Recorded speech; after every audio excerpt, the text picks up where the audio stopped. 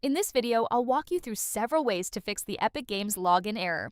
First, let's try clearing the cache. Press the Windows key and search for Run. Type in for local update % and hit OK. You should see 2 Epic Games folders in there. Select both and delete them. Don't worry, this won't cause any issues since they'll be recreated automatically the next time you launch Epic Games. If you get a message saying the folders can't be deleted, open Task Manager, click on Details, then click anywhere in the list and press E to jump to processes starting with that letter. Look for any Epic Games processes running and end them. Then go back and delete the folders. Next, let's try repairing the installation.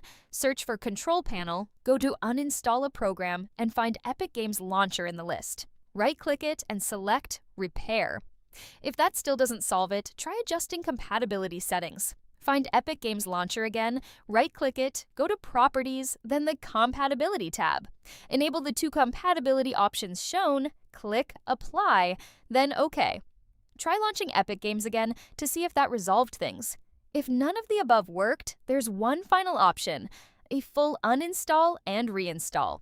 Go to Apps and Features, and you'll find both Epic Games Launcher and Epic Online Services listed separately. Uninstall both, then download and reinstall Epic Games from scratch.